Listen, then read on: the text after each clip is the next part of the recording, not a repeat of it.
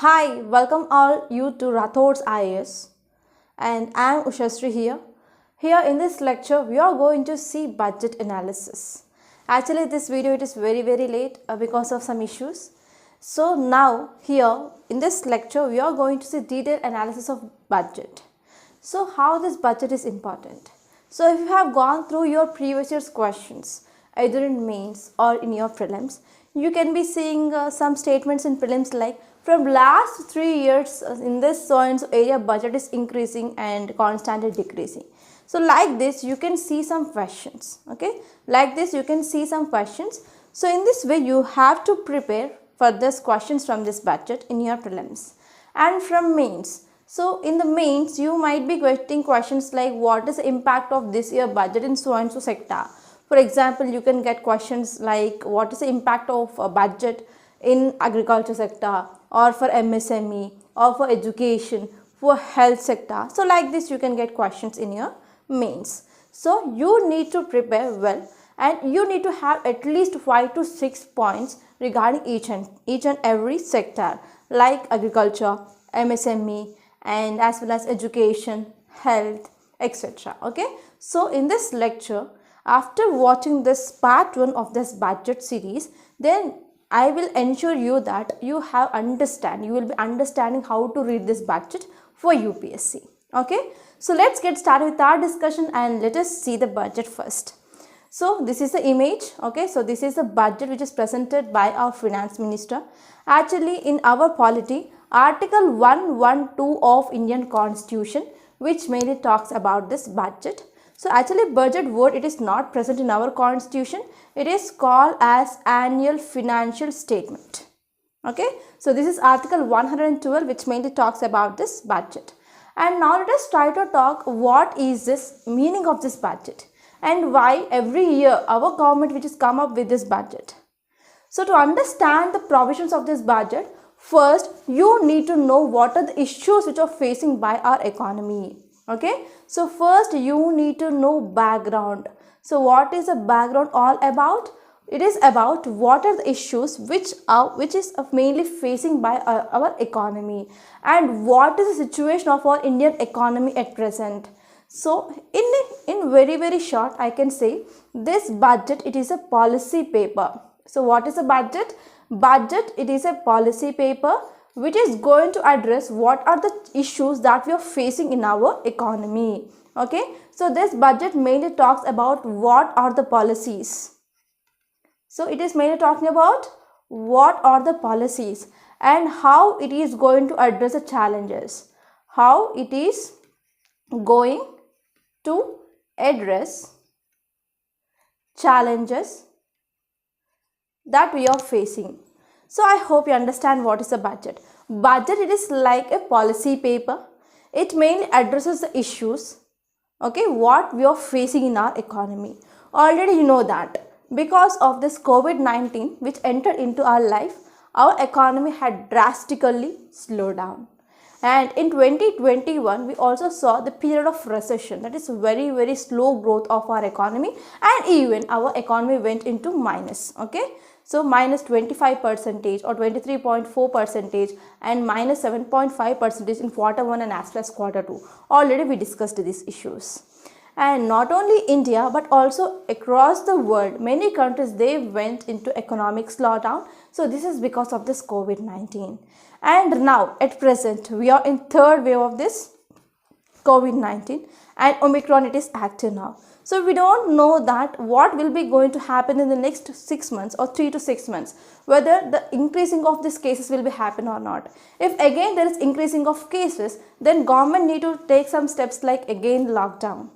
Okay. So this lockdown and imposition of this night curfews that are already seen in number of states because of this third wave, and again because of those restriction of movement, again there is decreasing of slowdown of our GDP. Right. So this is some important thing. So I want to say one more thing here. So first important thing here is if you are talking about recovery of our economy after this pandemic. So after pandemic, when we are talking about this recovery of economy, so now here at present this third wave of this COVID-19, and now this Omicron variant is very much active. So if we're talking about GDP of our country, so if you see as per 2020 March, okay, as per 2020 March, real GDP. So real GDP was like 145 lakh crore rupees. Okay, it was like 145 lakh crore. And if you see this real GDP estimate of 2021 March, real GDP, it is like 134 lakh crore rupees. Okay, it was 134 lakh crore rupees. And if you see in 2022, okay, 2022 March, it is budgetary estimate. Okay, it is this budget which is estimating that it will be like 147 lakh crore. And now let us try to draw a graph. It will be like interesting thing. So it is 145 in 2020. In 2020 it is like 145 lakh crore, and here in 2021 it is 134 lakh crore. It is 2021, and in 2022 budgetary estimate says that it is like 147. If you drawing this, it will be like a V shape. So this type is called as a V-shaped recovery, and number of economists and as well as we can say experts, they say that now we are in a phase of V-shaped recovery. So this is the estimates, and these are the data which showing that there is a V-shaped recovery. But okay, so if you see, this is the graph of this V-shaped recovery that you can see on the screen. So if you see, other experts, they mainly argue that there are many debates which are going in number of news channels. So if you are watching the news channels, so there are number of people, debates are happening regarding this K-shaped recovery. So many people are saying that no, we are not having this V-shaped recovery. Now we are having this K-shaped recovery. So what is this K-shaped recovery? If you see this image, so you can see K-shaped recovery. So in this K-shaped recovery, experts mainly debating that. So in this growth, so some of the people who are especially rich people, they are growing. But in the same case, in every society, we can see it is a combination of both rich and as well as poor people. So there is no society it is only rich and as well as only poor. So in a society, the rich people, they are developing, and in the same society, poor people, they are going down. Okay, so this is a debate that is happening. Okay, so if you are talking about whether there is a data which is present or not, so you might be asking me that, so ma'am, you are saying that debates are going and you are saying that rich people, they are developing and poor people, they are going back. So what is the data? What is the proof? But there is no proper data which is present, okay, to explain you and to show that yes, we are having K-shaped recovery. But there are some examples I can say that yes, the K-shaped recovery might also be happening, because due to this COVID-19 pandemic, so there was nationwide imposition of lockdown. Already you know that, right? So many people, they lost their jobs, and many MSMEs, they had been shut down, and there is no proper livelihood per people. And these migrant laborers, they started migrating from urban areas to their homelands, right? And there is increase in the demand for MG Narega, and some people did not have proper income. So because of this, we can say yes, poor people, they are mainly going down, and rich people, they are going up. So even we have inequality index report, right? So here, as of now, there is no data which is mainly present. So it is just expected that here K-shaped recovery is also happening. So mainly to address problems and issues of this poor people, government came up with a number of measures during this COVID-19 pandemic, and it came up with this Atmanirbhar Bharat, right? And the government also started giving support under this Pradhan Mantri Garib Kalyan Yojana and Pradhan Mantri Kisan Yojana, Pradhan Mantri Swan Nidhi, it is for the street vendors. Okay, so these are some important programs that will come up by the government, especially to give some support for the poor people, right? So if you're talking about this budget, it need to address both this V-shaped recovery and as well as K-shaped recovery, right? So we should not only focus on this V-shaped recovery, okay, and we should focus on this K-shaped recovery as well. So what are the policies that is mainly made by the government? So it need to focus on this K-shaped recovery as well, and government need to take some step mainly to uplift this poor people, to make them to come out of this shocks of this COVID-19 pandemic. Okay, and one more thing, if you're talking about advanced estimates, okay, advanced estimates of our GDP, which mainly suggested that there is decreasing in consumption. Okay, there is decrease in consumption and there is less pickup in this private investment. That is, there is decreasing of private investment and there is increased level of unemployment, and we are also having an offer called as China +1. So if you are talking about decrease in consumption, so at how much rate there is decrease in consumption that is seen? It is like below 3%. Okay, so it is like 3% of this pre-pandemic level.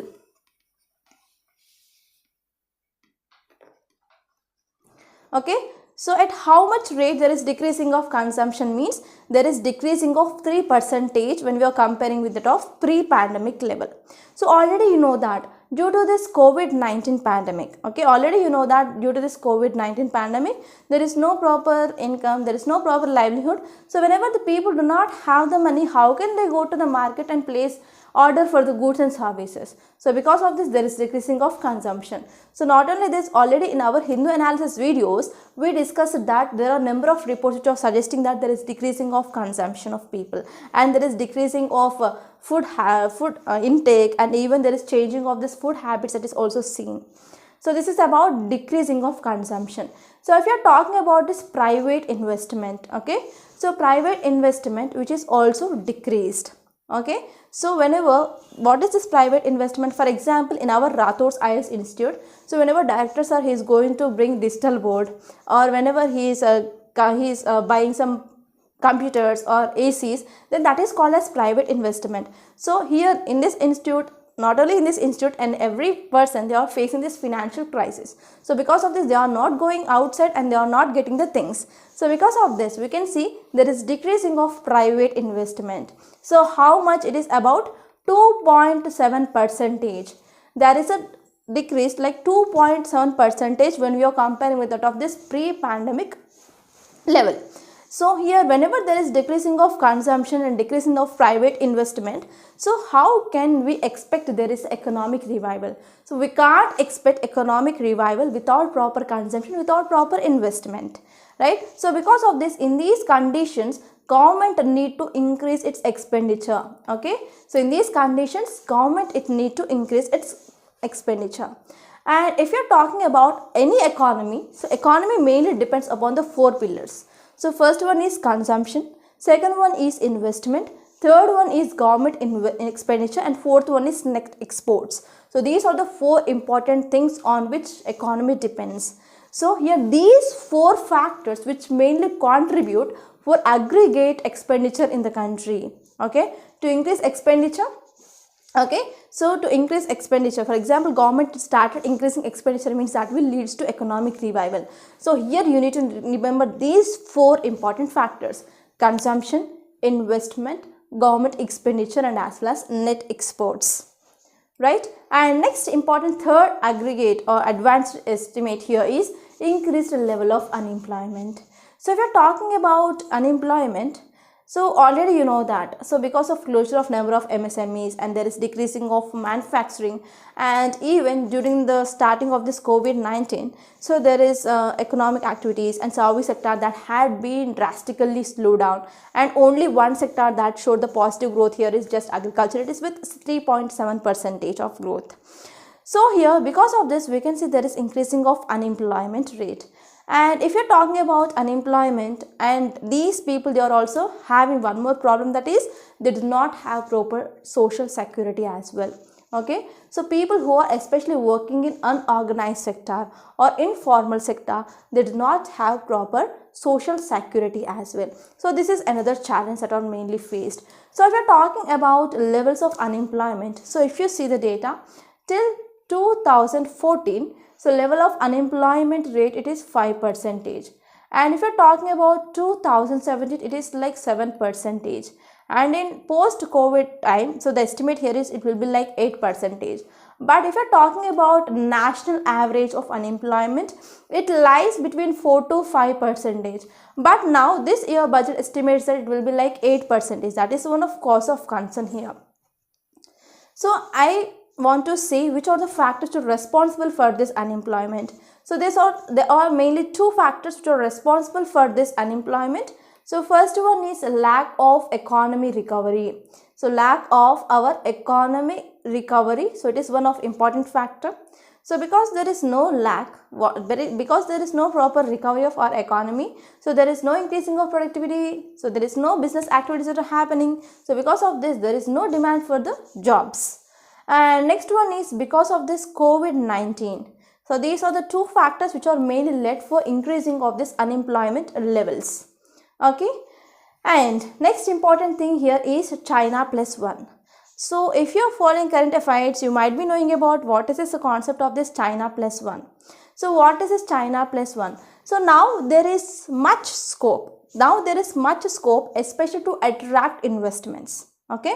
So now there is a much scope for attracting of investments because of this global system. Because of this global system which is mainly thinking about this China plus one. So that plus one country might be India. Okay, so that plus one country might be India here.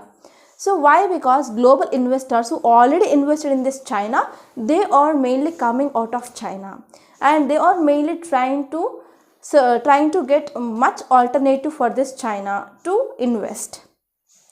So what might be the reason these global investors, they are mainly coming out of this China? So first and the foremost factor here is labor. So the China labor which is becoming much costly day by day. And next one is there is also increasing of escalation of tensions between USA and as well as China. So because of this, differences between this USA and China is increasing, and we can also see like there is a Cold War like conditions that are present between this USA and as well as China. So this is second important reason. And next one is even Japan. Japan, it is mainly promoting to leave China. So these are the three important reasons for which these global investors are mainly trying to come out of this China. So now there is one more question which mainly arises: how India become that plus one country? Okay, how India become that plus one country and how can India attract those investments? So in this area we need to work under two important things. First one is inclusiveness. Okay, so inclusive growth, it is the first important thing that we need to focus. So whatever the growth that we are focusing, that need to reach all. Okay, so this is about inclusive growth. And next one is we need to focus on efficiency. So whenever any company which is coming and investing in India, they will have the demand for the labor. So if the labor which is present in India which are not having skills which opt for that so and so industrial factory, then means it is also loss, right? So because of this, we need to focus on efficiency, we need to focus on skill development of the workers, right? So here the important core of our policy making, that should be based on growth and inclusive growth. So growth, it is Vikas, and inclusive growth, it is Sabka Vikas. So the core principle of our policy making should be Vikas and Sabka Vikas. Okay, so this is some introduction regarding this budget, and I hope you got an overview regarding what is this budget all about, right? So if you're talking about budget, it mainly focusing on two perspectives.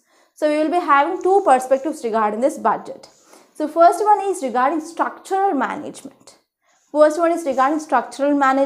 Second one is cyclical management.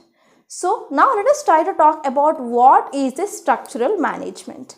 So if you are talking about structural management, we will talk about policy address. Okay, so what are the policies that are mainly coming up?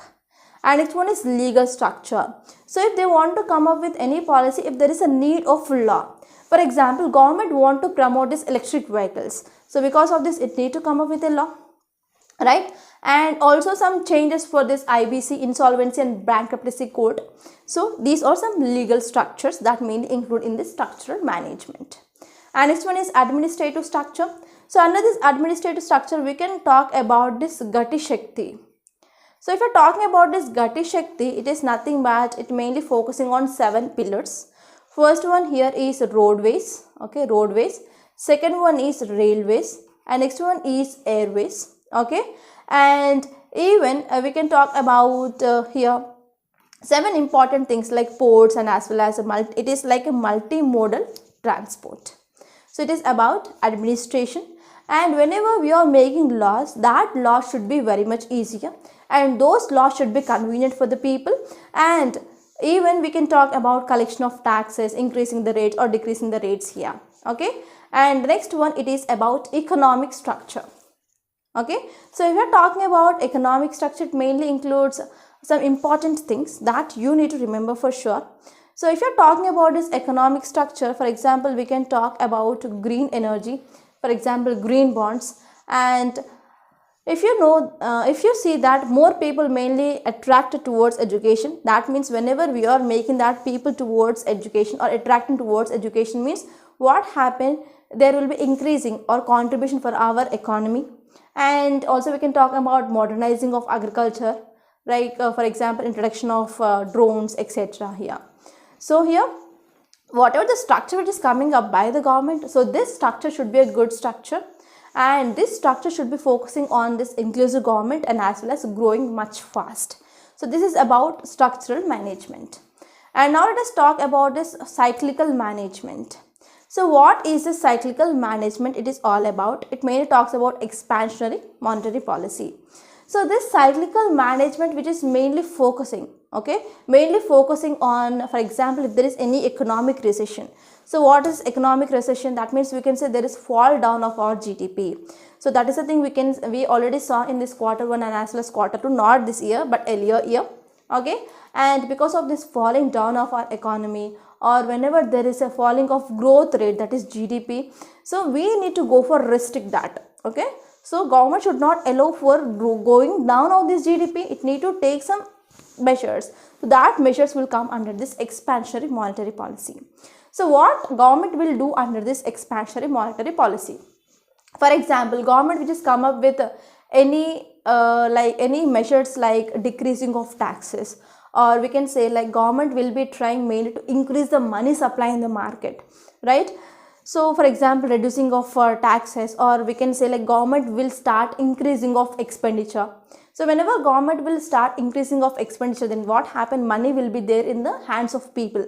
So whenever the money will be there in the hands of people, they will be going to market and they will go for demanding of goods and services. So whenever there is increase in the demand, automatically there will be increase in the production, right? So these are the some important things. And if you are talking about increasing of expenditure, I will be giving you some examples that already we saw in our current affairs. For example, government will be spending on poverty alleviation. Government will be spending on infrastructure, for example, the construction of roads, rails, etc. And even government will be focusing on some income generation schemes or employment guarantee schemes like MG Narega. Okay, so these are the some already steps that are taken by the government whenever we are in this recession period.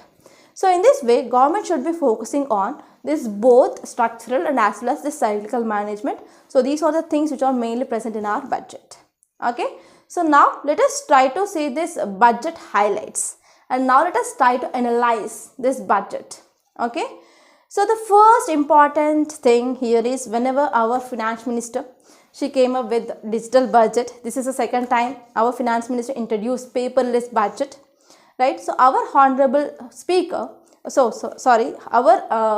our finance minister, she mainly addressed the house that, honorable speaker, we are making Azadi Ka Amrit Mahotsav. In this year we are celebrating this 75th anniversary, okay, 75th year of independence, and now we entered into this Amrit Kal. So the word used by our finance minister here is Amrit Kal. Amrit Kal means like elixir of life. It is a good time period, like that. Okay, and here the next 25-year long lead up to India at the rate 100. So here it is a time period, okay, it is a 75th year of independence, and this budget is helpful for next 25 years also. So this is the statement which is given by our finance minister. So if you are talking about important goals, okay, what are the important goals? There are the two important goals of budget. So first one, it is focusing on growth and as well as inclusive growth. Inclusive growth means welfare for all, right? So now let us try to see objectives. So these objectives, they are important from your prelims. Okay, you can get questions directly or statements regarding these objects of our budget. So here in this budget, so it is mainly having three important objectives. So first and the foremost thing is they are mainly focusing on growth and as well as inclusive growth. So here if you see the objective here, it says that complementing the macroeconomic level growth, focus with microeconomic level, all inclusive welfare focus. It is mainly focusing on your growth and as well as inclusive welfare. So this is the keywords, like first one is it is focusing on growth and as well as inclusive welfare. And second important objective here is it is saying that promoting digital economy, fintech, technology enabled development, energy transition and climate action. It is focusing on digital economy. Yes, RBI mainly coming up with digital currency, and next one is fintech and technology based development. So if you're talking about this technology based development, so whenever we are using this modern technology, okay, whenever we are using this modern technology, so we can increase our productivity.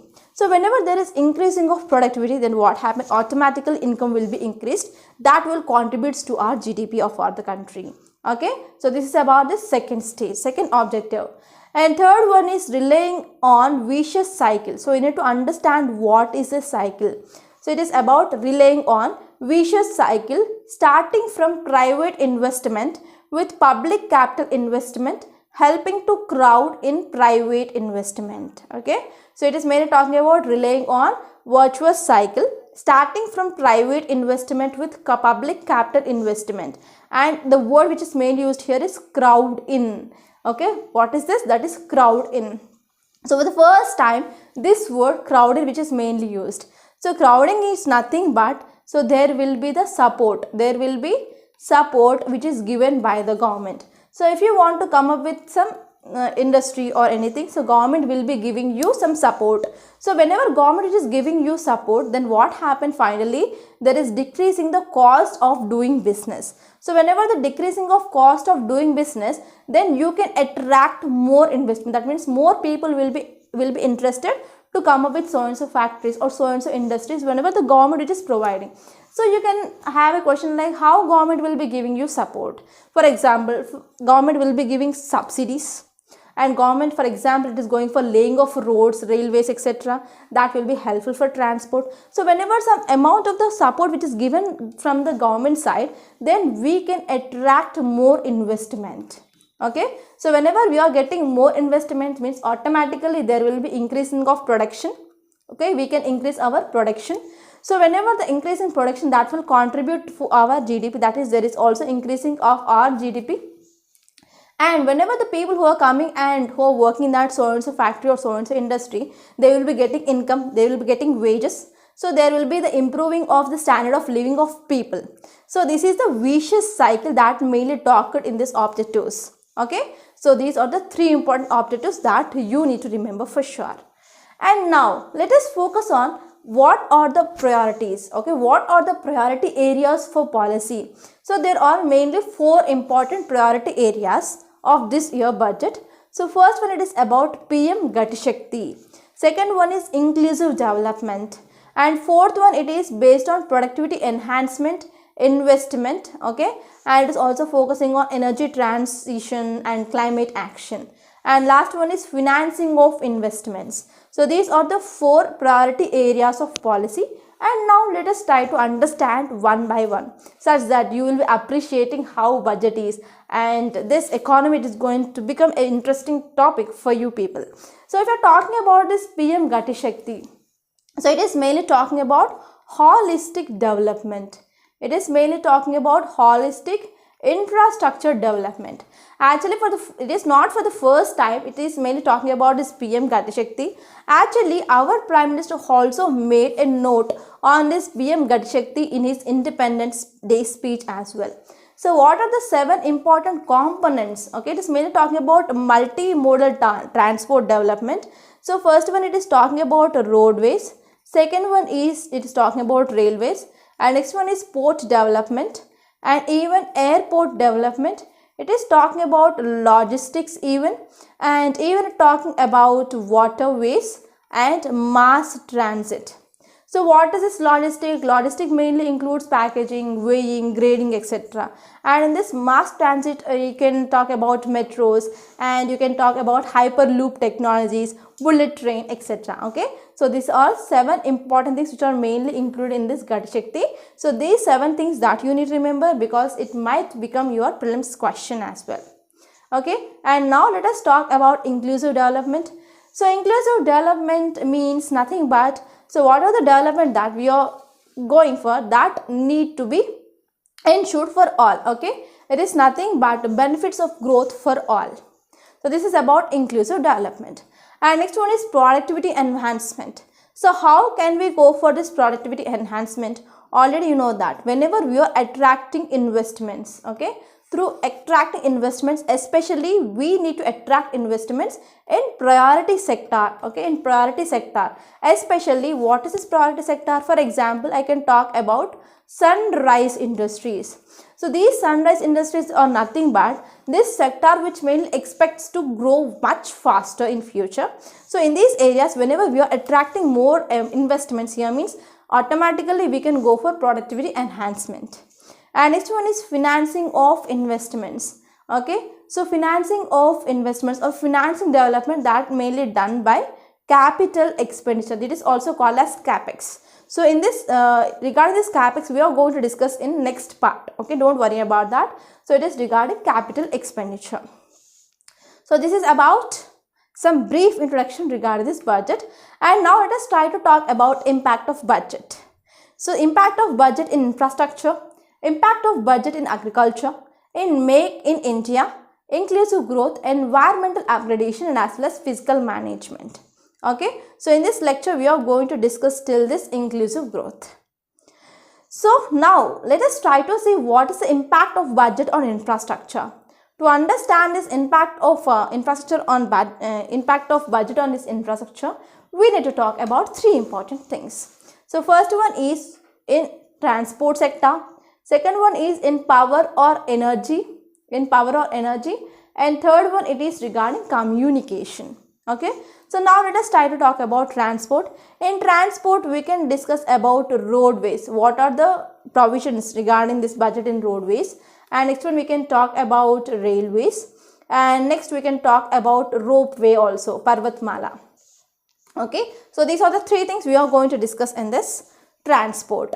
So if you are talking about roadways, actually the allocated amount in this roadways this year budget, it is like 1,99,000 crore rupees. Okay, so it is like rupees 1,99,000 crore rupees, which is mainly allocated for this roadways, especially for this highway development. So out of this, about 1,34,000 crore that will be goes to this National Highway Authority of India. And next important thing here is the National Highways network will be expanded by 25,000 kilometers, and year is 2022 to 2023. So by this target year, we are going to have some expanded national highways by 25,000 kilometers. So what will be the impact whenever we are going for the roadways? So one thing here is whenever we want to go for laying of roads, only National Highway Authority of India officials, they are not going to lay the road, right? So they will be recruiting some labor. So that will lead to employment generation. Okay, that will lead to employment generation. And this National Highway Authority of India, they will be also going for buying of steel or coal or bituminous bricks, etc. So that will become the investment for those other companies like steel companies, coal companies, like that. Okay, and even whenever we are having better roadways or better transport system, means we will be having better connectivity as well. So we can connect even backward regions to the forward regions. So this will be helpful for this inclusive growth. Okay, how can we go for inclusive growth? Means better connectivity. Whenever we are connecting this backward areas with this forward regions, that will be helpful for achieving of this inclusive growth. And next one is there will be also some positive expectation. Okay, we can see like there will be increase in the demand, and as well as there will be increase in the employment as well. So because of this, whenever we are going for expenditure, okay, whenever we are going for any development, especially in this transport system, that will be having multiplier effect. Okay, so this is about this first thing. And the next one is about 1,99,000 crore that is invested in this roadways. So apart from that, about 19,000 crore rupees, that will be invested on this Pradhan Mantri Gram Sadak Yojana. So it is regarding rural roads. Okay, So actually, for your information, I want to give you one extra information regarding this Pradhan Mantri Gram Sadak Yojana. So actually it is in the phase 3 of this Pradhan Mantri Gram Sadak Yojana. So in this phase 3, they are not only focusing on road development, but they are also focusing on connecting with the hospitals, schools, etc. Okay, so this is about this Pradhan Mantri Gram Sadak Yojana. So these are the some important provisions in this year budget regarding this roadways. And now let us try to talk about the next one, that is railways. So if you are talking about railways, actually total expenditure allocated in this year budget for this railways, it is like 2,65,000 crore rupees. So it is a budgetary support which is one of the highest that is seen in this railways. Okay, so if you are talking about this budgetary support, it is a very much highest in this railways, and there are also many expectations from this railways because of higher budgetary allocation for this railways. So first one here is about 400 new Vande Bharat Express, and they are of version 2.0. Okay, so there are 400 new Vande Bharat Express and they are of version 2.0. So in this 2.0, we are mainly expecting there will be the faster movement and as well as rapid transport. And one more important development in this Vande Bharat Express here is now we are going to have this aluminium bogies. So whenever we are going for this aluminium bogies instead of steel, and then the weight will be less. So because whenever the weight is less here, we can carry more load, and whenever the weight is less, the fuel that is used by this train will be also decreased. So this will be the advantages.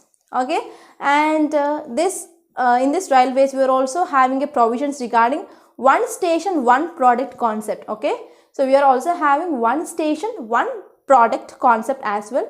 So it is mainly going to promote a trade and as well as manufacturing, including some agro-based commodities, etc. For example, if so and so area which is mainly famous for one product, means that can be easily transported through this railways. Okay, so this is the idea behind this one station, one product concept. And next one is, as part of Atmanirbhar Bharat, 2000 kilometers of network will be brought under Kavach. So actually this Kavach, it is nothing but indigenous world-class technology, and it is like anti-collision system. Okay, so recently the train accidents are also highly seen in use, mainly to prevent that. So this Kavach, it is one of the anti-collision system that mainly expanded to more trains. And next one is, this year budget is also talking for about development of unified logistic interface platform. It is also talking about unified logistic interface platform for data exchange and smooth transition from one mode to another mode. To explain this, for example, if I want to take a load of for example rice, and I will be taking railways, and I am moving from one place to another place, and after reaching another place I am taking again roadways to reach that. Okay, to reach another place, and from that place I am taking another way, that is waterways. So in this way what happened, there will be the smooth transition from one mode to another mode, from railways to roadways, roadways to airways, airways to waterways, like that. And next one is, there is also open source mobility stack, which is also said here. So under this open source mobility stack, you can use any mode of transport. It will be helpful for smooth transfer of passengers from one mode to another mode. Okay, and next one is, there is also some contracts. Okay, so there is also some contracts for implementation of multimodal logistic park. Okay, so what is this logistic? Mainly includes, for example, packaging, grading, weighing, etc. that will be included in this logistic park. For example, if you are going for developing of so and so area here, okay, so here if you are going for developing of that so and so area which contain proper storage, proper grading, proper weighing, and as well as proper packaging, then we are connecting this area with the nearby areas with the transport, proper transport, by using railways or waterways, or even by using roadways, etc. Then what happens, this will become the multimodal logistic park. So what is the advantage here? Advantage here is that will mainly reduce the cost of transportation. That will mainly reduce cost of transportation, and it is very easy for storage. Okay, very easy for the storage as well, and even that will reduce the cost of business. then that will be helpful for improving of your business, and we can go for ease of doing business through this multimodal logistic parks. Okay, so this is about railways. And now let us talk about ropeways. In this budget mainly talked about this Parvatmala. So Parvatmala, it is nothing but National Ropeways Development Program.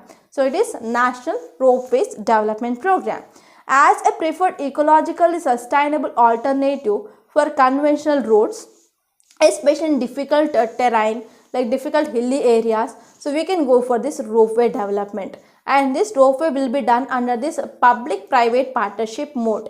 So whenever we are having these ropeways, that will be mainly helpful for improving of connectivity, and even it will be very helpful or convenience, and even that will be helpful for promoting of tourism as well. It can be also decreases the time for traveling. So these are about this ropeways. And now let us try to talk about the second thing, that is regarding power or energy sector in this infrastructure. Okay, so if you are talking about this energy sector, there is a provision of 19,500 crores for this PLI, Production Linked Incentive Scheme, to develop the solar energy storage and transmission capacity. That means we are having this PLI scheme, Production Linked Incentive Scheme. So what is this PLI scheme? So this PLI scheme will be applicable to everyone. Okay, so if so and so in this so and so time limit, or within this so and so time, so whenever they are reaching the target of production, they will be getting subsidy of 4 to 6% from the government. So this is this PLI scheme in brief. Okay, so in this energy sector, here government which is mainly promoting this solar energy. So there is a provision of about 19,500 crore for this solar energy storage and as well as transmission capacity. Okay, so in this way, this will be helpful for attracting. It will be helpful for attracting companies by offering some subsidies, and in this way they can go for developing of the products which are mainly useful for the solar technology. And next one is incentivizing coal gasification and development of industrial chemicals from coal to improve this carbon footprint. So this is the next important thing that you need to remember. And next one is here this budget is also focusing on promoting electric vehicles by battery swapping. Okay, so whenever government is coming up with the promotion of this electric vehicles, yes, government will be coming of number of ads like you have to use this electric vehicles. So whenever you are using electric vehicles, or whenever you are going for buying of this electric vehicles, government is going to provide some subsidies.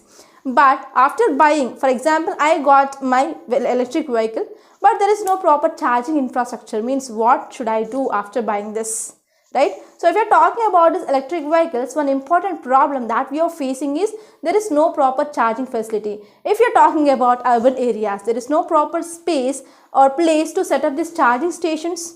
So it is very, very difficult. So because of this, government came up with this battery swapping. So what is this battery swapping? For example, I have an electric car and I want to go from one place to another place. For example, from this institute to my home, for example, in between charging completed in my car. Then what should I do? I should replace my battery. Okay, I should replace my battery with a charged battery. So this is called as a battery swapping. There is no need of waiting in these charging stations, and there is no need of charge my car in this charging stations. So I can go there, I can replace my battery with a charged battery. So because of this battery swapping, what will be the advantage? Already you know that establishing this charging station is a very difficult, and as well as we can see like it is a more infrastructure which is needed and more investment is needed. So it is mainly helpful for decreasing of this physical infrastructure for setting up of this charging stations, and the time to wait will be also decreased, and it will be also very much convenience for traveling in this electric vehicles. So this is about this battery swapping.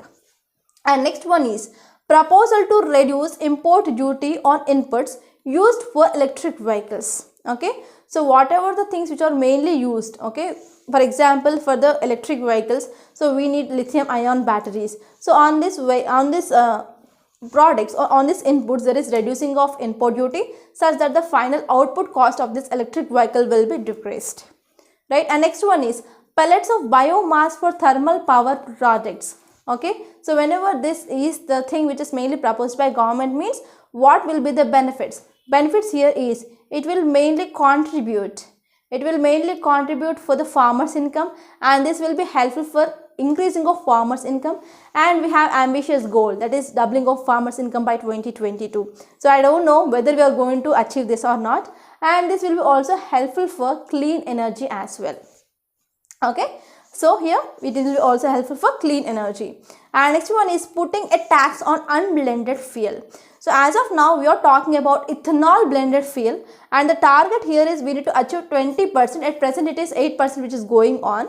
So whenever any person who is selling this unblended fuel, means they need to pay the tax. So this is the one incentive, okay, that will be helpful for promoting of selling of this blended fuel, that is ethanol blended fuel, such that we can achieve a target of 20% blending. So whenever we are going for this using of this blended fuel or ethanol blended fuel, we can decrease our import of crude oil, and we can decrease our how much money that we are paying for this imports, and we can also save our forex reserves. And on other side it will be also helpful for our environment, because it will be helpful in decreasing of this greenhouse gases emission as well.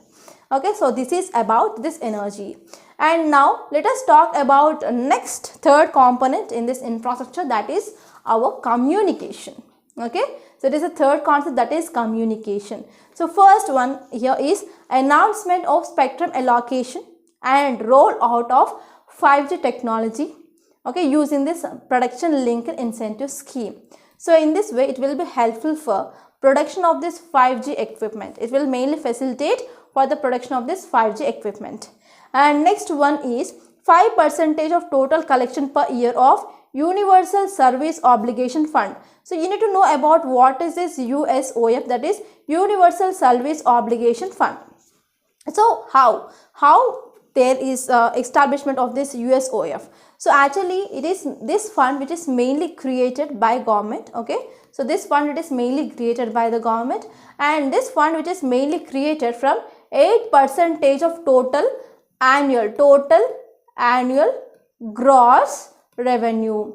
So this is the 8% of total annual gross revenue which is mainly shared by telecom. So from this fund about 5% which is mainly devoted for rural development of communication. Okay, from this fund which is mainly set up by the government, and this fund which is mainly formed from the 8% of total annual gross revenue which is mainly shared by telecoms, and out of that 5% will be used for this rural development. So in this rural development they are mainly focusing on mobile phones and as well as broadband connectivity. Okay, so this will be helpful for inclusive development. And next one is contract for optical fiber development. Next one is contract for optical fiber development. So in this contract for optical fiber development, so we are mainly focusing on this broadband connectivity. So we are mainly focusing on this broadband connectivity for all rural areas. And actually if you are talking about this BharatNet, again the target which mainly shifted to 2025. So it is one bad thing I found. Okay, so earlier we said that we are going to connect this rural areas to this BharatNet, and the target year was 2019, and later on extended to 2002, and now this year budget which mainly extended till 2025.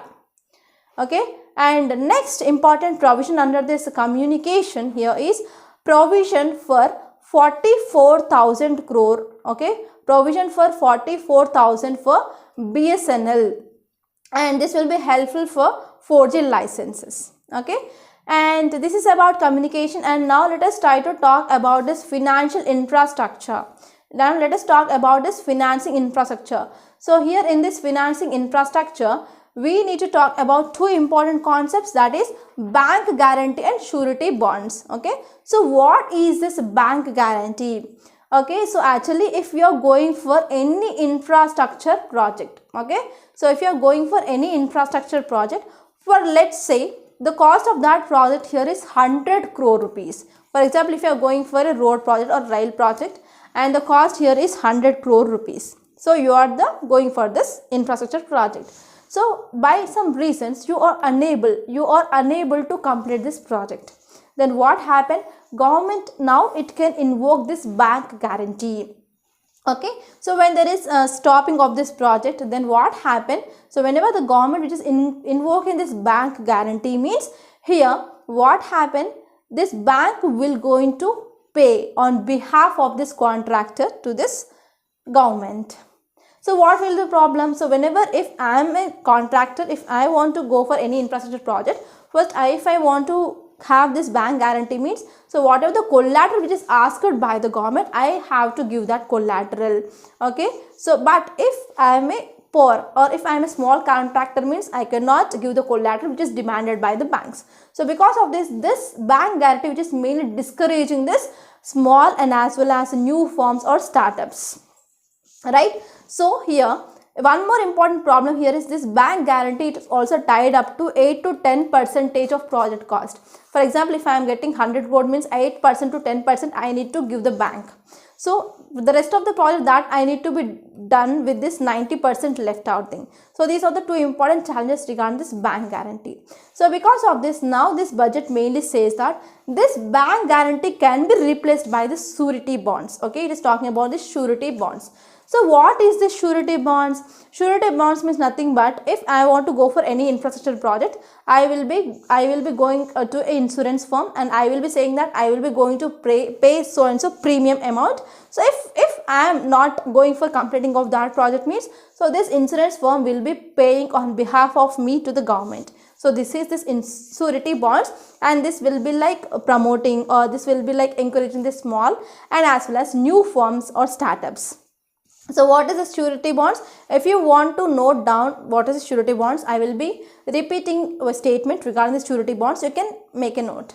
So these surety bonds are the bonds which are mainly issued by an insurance firm in behalf of a private firm or private project developer on payment of premium to the entity giving a contract to provision, then with insurance support in the case of project failure. So what will be the benefit for this surety bonds? Here is it will be mainly saving the cost and it will be encouraging this small and as well as new firms and startups. So there is no need of giving collateral. Okay, so this is about financing of infrastructure. Now let us try to talk about what are the challenges which are not addressed in this budget regarding this infrastructure. So first one is, so if you are following current affairs, you might be knowing about there is seasonal shortage of coal.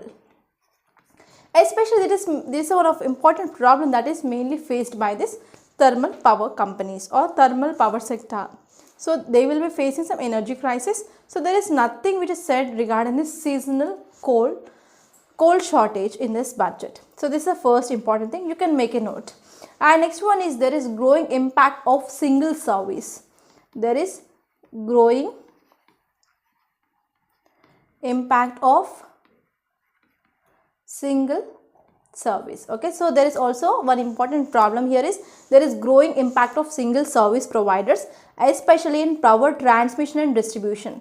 So for example, I can say like Adani Power. Okay, Adani Power which is mainly having control over 102 cities, right? So here what is the way forward? So if you're talking about whenever there is growing impact of a single service provider, then that will be leads to threat of monopoly as well. So here we can go for storage development.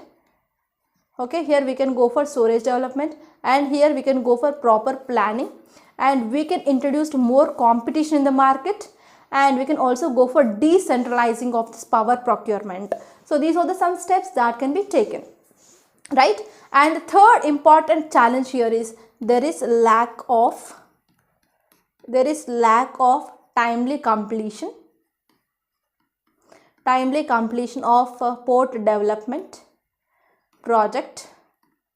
There is lack of timely completion of port development project. It is mainly due to some financial crisis. So this is also not addressed, and this thing which is mainly seen in Eastern port development, for example Paradip port and as well as Haldia, etc. And fourth important thing here is If you're talking about railways, there is high operating cost. So operating cost of about 98%. That means if railways want to earn 100 rupees, it is spending 98 rupees. So the profit it is for just 2 rupees. So with this 2 rupees, so they need to give salaries and they need to go for administration, everything. So here the operating cost is very, very high. And fifth important challenge which is not addressed here is there is also losses that is seen for this telecom industry, and in this telecom industry now we are seeing this duopoly. Okay, so there is nothing talked about this duopoly in this budget. And sixth one is there is high taxation. There is high taxation which is mainly seen especially in this turbine fuel of airways. Okay, so they didn't talk about whether to include in GST or not, so we need to see that also. So these are some important challenges which are not addressed in this budget regarding this infrastructure. So now let us try to talk about second area. Second area, it is our agriculture. Okay, second area, it is our agriculture. So if you're talking about agriculture, there are lot more things we need to talk. So here you can get a question like, so what will be the impact of this year budget on this agriculture sector? So if you're talking about budgetary allocations, for PM Kisan, it is like 68,000 crore this year. Okay, so for this PM Kisan, there is like 68,000 crore. Actually, it is same when we are comparing with the last year, because whatever the number of households who are working, okay, who are farmers, they will be constant. So there is nothing much improvement that is seen in this PM Kisan budgetary allocation. And if you are talking about MSP, it is around like 2,46,000 crore. And for the fertilizer subsidy, it is like 1,07,000 crore. And for PM Fasal Bima Yojana, it is like 15,500 crore. Okay, and earlier it was like 15,900 crore, and before year it was like 17,000 crore. That means we can see there is a significant decrease in the allocation for this Pradhan Mantri Fasal Bima Yojana. And if you are talking about Pradhan Mantri Sinchai Yojana also, here like 12,700 crore, and earlier it was like 12,400 crore. So actually in this budget we can see there is no major level of increment this year regarding the subsidies. Okay, so now here we need to talk about MSP. So MSP here, this budget allocation is about 2,46,000 crore. So we are talking about MSP. So whenever government is mainly deciding MSP, if it is going to give MSP, means the government should be self first only, because if there is no announcement of MSP for the first, and later on government which is come up with the MSP which is mainly extended for other crops, means what happened? So there will be the impact that is seen on farmers. So if at all government want to come up with the MSP, yes, it need to set earlier itself such that there will be the option of crop diversification for the farmers. So farmers then they can go for other crops like oilseed, sugarcane, etc. Right? And if you're talking about MSP, there is also one more important problem here is open procurement method. Open procurement method. So this open procurement method that is seen in the case of wheat and as well as in the case of rice. So wheat and rice, this open procurement method which is mainly continuous, this is the thing which is said in this year budget, but it is not available for other crops. Okay, so what is open procurement method? For example, what amount of the wheat and as well as rice which is mainly bring by the farmers, that will be purchased by this FCI, Food Corporation of India. So this is open procurement method. Actually this wheat and the rice which is mainly given under this public distribution system. So FCI will going to purchase the amount of this wheat and as well as rice that is mainly come up or bring up by the farmers, but it is not present for other crops like oil seeds, etc.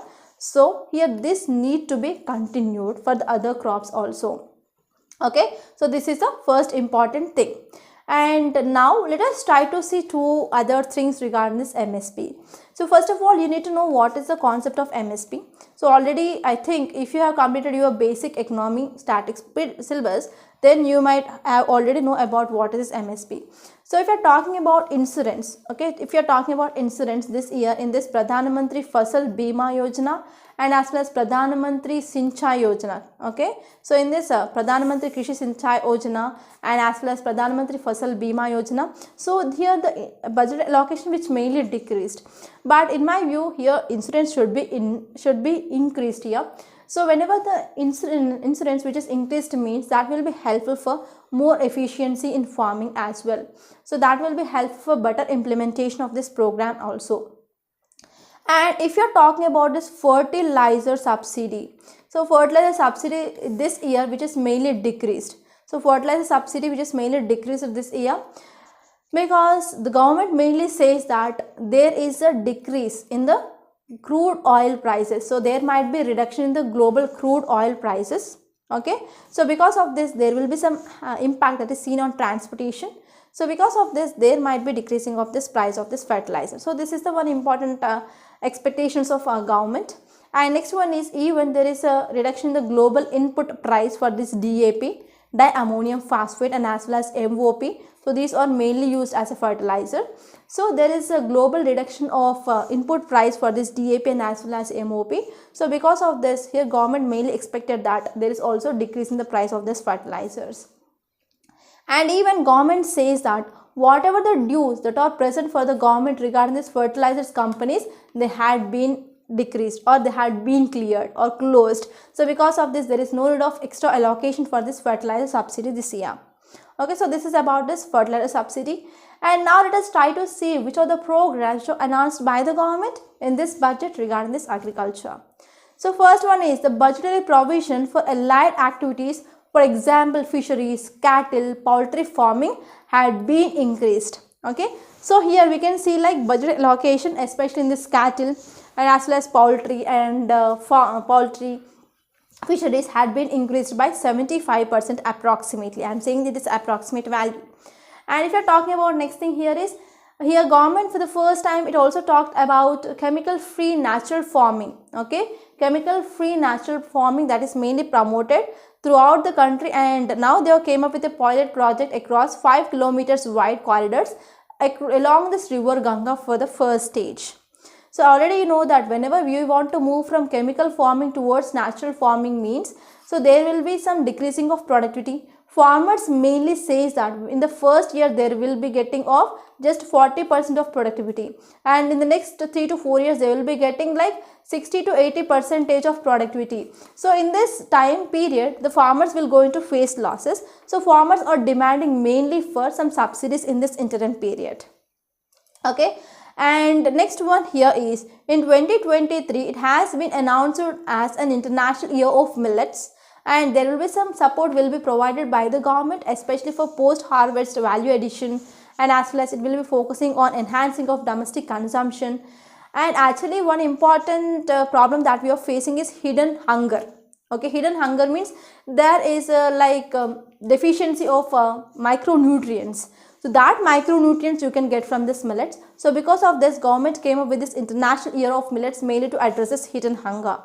And next one is government also came up with a concept called as Kisan Drones. Kisan Drones will be promoted for crop assessment, digitalization of records, and spraying of insecticides and nutrients. But one problem I analyzed here is almost 86% of Indian farmers are small and marginal farmers. Using of drones, it is not much efficient. So here for this government need to make these drones available on rent, right? So because whenever farmers are going for purchasing of these drones, that will be costly than compared to that of manual labor. And the government can provide some subsidies, or government can come up with some government programs such that it makes the price affordable for the farmers.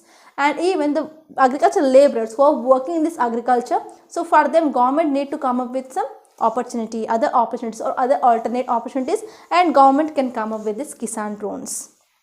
Okay, and next one is states will be encouraged to revise syllabi of agriculture universities to meet the needs of natural and zero budget and organic farming, modern day agriculture, value addition, and as well as management. We can add this point even in education, that is inclusive growth as well. Okay, and next one is there will be reducing of our dependence on import of oilseeds, especially we are importing palm oil from Singapore and as well as some southern Asian countries. So mainly to decrease this import here, government is mainly promoting this oil seeds, okay, especially palm oil cultivation in India. Okay, so this is about this topic, and apart from this we can also add about this Ken Betwa link, okay, Ken Betwa link as well. So for this also government came with some provisions, okay, and also government came up with the launching of fund in agriculture, So it is a dedicated fund for agriculture, and it is going to promote agriculture startups. So these 2 points you can add here. So now let us try to see which are the challenges which are not addressed in this budget regarding this agriculture. So first one is there is less funding for agri infrastructure development. So there is less funding in agriculture infrastructure development. And next one is there is less stress on focus on public research in agriculture sector, okay. And next one is there is also less stress that is seen on investment to create short-term investment.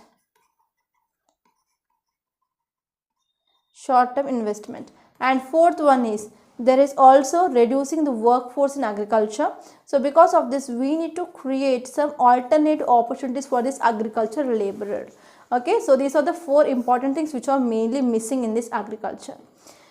And now let us try to talk about the third thing, that is a Make in India, okay. If you are talking about this Make in India, so what are the provisions that we can see in our budget, especially which is focusing on this Make in India?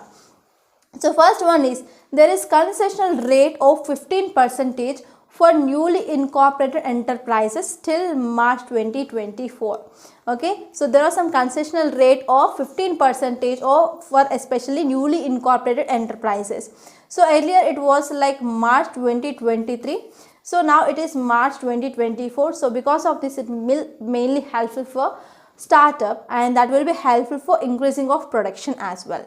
And next one is startup can take 3 years of 0% tax on their profit starting 2022 to 2023, okay. So here this is mainly talking about 0% tax can be paid for 3 years. Actually it is for 10 years. So for next 10 years after establishment, so for 3 years there will be no tax that can be paid here, okay. So because these are the startups which are mainly affected by this COVID-19. And next one is 68% of total government procurement to be devoted to Indian manufacture in defense equipment along with research and development promotion in this DRDO. So earlier it was 58%, and now it is 68% of procurement. There is increasing of procurement. And next one is reducing of alternate minimum tax from 18.5% to 15%, okay. So here whenever there is decreasing of alternate minimum tax, that means now corporates who are earning profit, they can pay the minimum tax, okay. So whenever there is a minimum tax provision that is mainly came up by the government, means it will be helpful for even rural manufacturing. It will mainly promote rural manufacturing. And next one is surcharge, okay. Surcharge on cooperatives with profit between 1 to 10 crore, which is mainly reduced from 12% to 7%. So what is a surcharge? It is a tax on the tax which will be paid, right? So you will be coming across cess and as well as surcharge, okay. Surcharge, it is without any proper use. For cess means, so that is a tax on tax that will be implemented for specific purpose, for example education cess, krishi kalyan cess. But here surcharge, it is not for a specific purpose. So here this surcharge, especially for this profit who are earning from 1 to 10 crores, that is mainly reduced from 12% to 7%. And next one is MSMEs. For MSMEs, micro, small and medium enterprises, there is extension of this ECLGS, that is one important scheme, right? You already know about this ECLGS, that is extension of this emergency credit guarantee scheme, okay. Emergency credit guarantee scheme. So in this scheme there will be the collateral, okay. There is no need of keeping collateral. There is a collateral free loans that will be given by the banks to these MSMEs, Okay, so because of this, that will be helpful to meet the investment. Okay, that will helpful especially to meet this working capital requirement. And even they talked about this ramp, RAMP. RAMP is nothing but Racing and Accelerating MSME Performance Program as well. And next one is, there is also some technology upgradation in textile sector. For that, government allocated about 1400 crore rupees. And next one is about Mitra scheme. You might be knowing about this Mitra scheme. And next one is amendment for this IBC, Insolvency and Bankruptcy Code, that is for International Corporate Insolvency Resolution. So it is about IBC. Okay, so whenever any person who is taking loan in India and who is flying away to other countries, that will comes under this International Corporate Insolvency Resolution. So we can't go there, and we need to follow that. So if we are having this type of amendments in this IBC, even with this international corporates also we can deal with them. For example, Vijay Mallya, Nirav Modi, etc. And next one is AVCG. Okay, AVCG, it is nothing but it is like a gaming thing. So there is a special provision, special devoted policy for this AVCG. So what is this AVCG? Means nothing but audio visual console gaming. Okay, so this audio visual console gaming enterprise, which it is having a devoted policy in this year budget, and there will be the consultation with the service providers as well. So for this gaming, there will be the setting up of special task force. There will be the special task force that is come up by the government regarding that. So this is one important step that will be helpful, especially for the digitalization, of India. And now let us try to talk about last one, that is inclusive growth. So by this we are going to wind up our lecture. Already this has been a very lengthy. And in the second part we are going to discuss about fiscal management, and we are going to talk about capital expenditure. That part is very important from your mains, and don't miss that second part after watching this first part. So if we are talking about inclusive growth here, that means growth for all. Okay, so what are the policies that are coming, that are mainly came up by this government in this budget, which is mainly promoting agriculture income. And even if you are talking about food subsidy, so it is like 2,06,000 crore. But if you are talking of budgetary allocations for this food subsidy in 2021-2022, it was like 2.8 thousand crore. Okay, that is 2,08,000 crore. And in 2020 to 2021, it was like 5,41,000 crore. So at that time we came up with this COVID-19 pandemic, and government came with a number of measures for ensuring of food security in the country. So at that time budget was very high. And what is the reason behind the decreasing of this budget allocation for this food subsidy this year? Because there is a expectation of government, like there is a extra requirement, there is a less expectation, there is a less requirement of this Pradhan Mantri Garib Kalyan Yojana, and whatever the dues that need to be paid by the government for FCI, that had been cleared. So actually in the last year it is like 1,68,000 rupees that is a paid, that is the amount which is mainly paid to FCI in this year. Okay, so because of this now there are no dues. So because of this there is no much need for allotment for this food subsidy, and even there is less expectations for increasing of this food grains production, food grains distribution under this Pradhan Mantri Garib Kalyan Yojana. So these are the two important reasons. And now let us talk about education in this inclusive growth. So here in this education, the total provision here is 1,04,000 crore. So earlier it was like 93,000 crore. So there is a meager increasing of this budgetary allocation this year. And here it is mainly focusing on high quality e-content, that is e-content, and they are mainly talking about languages will be developed for delivery of content via using internet, mobile phones, television, etc. They are mainly talking about digitalization. And one more important concept which is mainly said in this year budget, it is one class one TV channel program. Okay, one class one TV channel program, and they are going to extend this from 12 channels to 200 channels. Okay, and next one is they are mainly talking about this vocational courses. So this vocational courses will be helpful for skill development, especially in creativity. And they mainly talked about virtual labs. There are about 750 virtual labs in science and as well as in mathematics. And they're mainly talking about 75 skilling e-labs.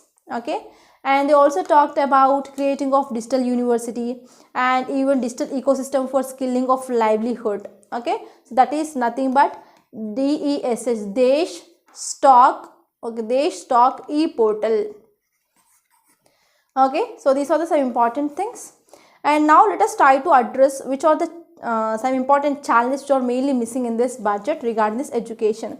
So they didn't talk about a better infrastructure. They didn't talk about better infrastructure in schools, and they didn't focus on teaching amenities, proper teaching amenities. Okay, especially regarding this physical classes, not online. They talked about online. I'm not talking about digital things. I'm talking about this physical things. And next one is they didn't talk about proper civic amenities. Proper civic amenities like toilets, that is separate toilets for girls and as well as boys. And they didn't talk about any curriculum regarding upgradation. Curriculum regarding upgradation, they didn't talk about these things. These are mainly missing in this budget regarding this education. And now let us try to talk about healthcare. So this healthcare which is mainly clubbed with welfare. So because of this, we can see in this healthcare plus welfare, which mainly comes like healthcare will be coming, sanitation, drinking water, air pollution. So all these things will be clubbed here. So if you're talking about provision, that is like 82,000 crore for healthcare. And if you are clubbing with welfare, so healthcare and welfare which is allocated like 1,94,000 crore. Okay, so now let us try to talk about some important provisions in this budget regarding this healthcare. So first one is they mainly came up with clubbing of this healthcare with wellness. Okay, they mainly clubbing of this healthcare with wellness.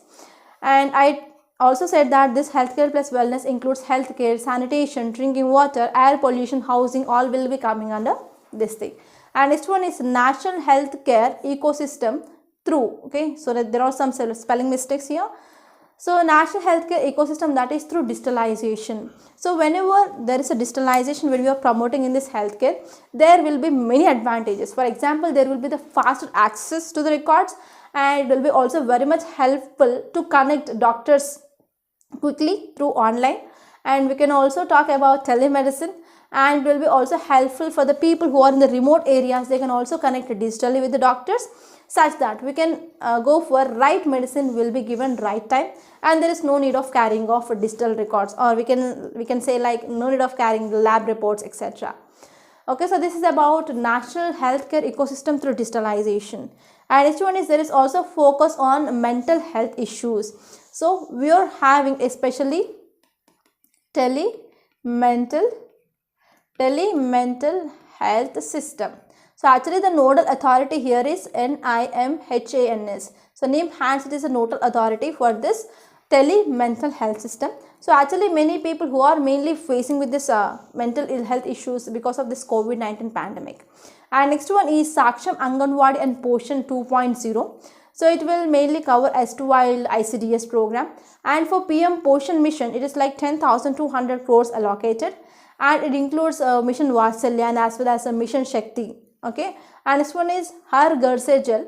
So for this Har Ghar Se Jal, about rupees 60,000 crore rupees they are mainly allocated here. So this Har Ghar Jal, it is also related to health, because so whenever there is a provision of providing of drinking water, okay, proper purified, or we can say like drinking water supply here.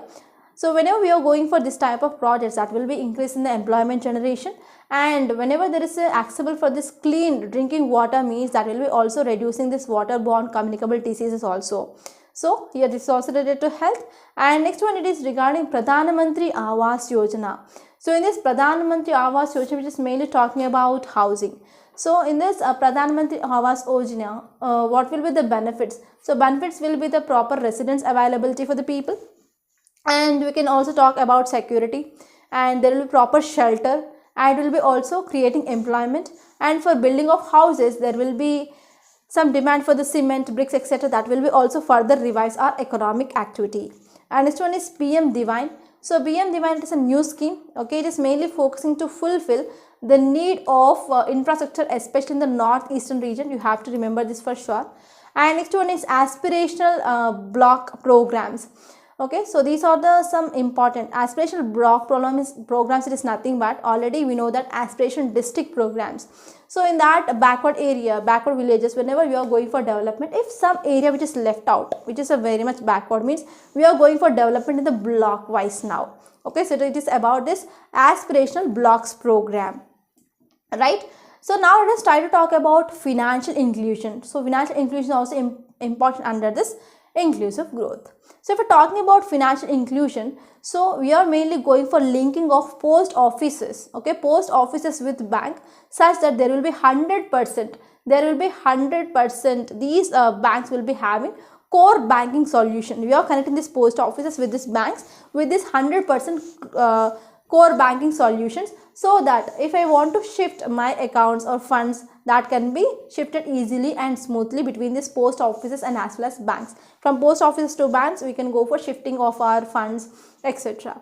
And next one is there is a provision of 75 digital banks in this 75 districts. Okay, there is a provision like 75 digital banks in this 75 districts. So digital banks means we don't have to go for a physical infrastructure or setting up of a bank in that rural area. But here, whenever we are going for this digital banks, that will be very helpful for remote area banking as well.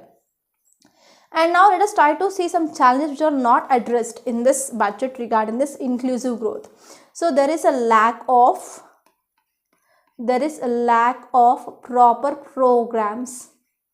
There is lack of proper programs to keep hand holding the poor. So there is nothing which is mainly talked about this poor people who are mainly coming out of the shocks of this COVID-19 pandemic. So this is the first important thing. And next one is from the demand side. From the demand side, shocks are not addressed. And next one is here this budget didn't talk about any urban employment guarantee scheme, okay, on lines of MG Narega in rural areas. And next one is guarantee employment for skilled unemployment. It is not at all talked. And one more thing is regarding MG Narega, there is decreasing of allotment even though there is increase in demand. Okay, so these are the some important challenges which are not addressed regarding this inclusive growth. So in this lecture, I tried to give you idea regarding budget, on which lines the budget will be coming up and what are the important perspectives of this budget. And I also talked about impact of budget on agriculture and as well as Make in India and also inclusive growth. Okay, so these are some important things I try to discuss, and I hope this is very beneficial. And what are the points I discussed here, please jot it, okay, such that it will be helpful till your mains. Okay, so by this I am concluding. I hope you enjoyed this lecture. Please subscribe to Rathod's IAS Academy and don't forget to like, share and comment my videos.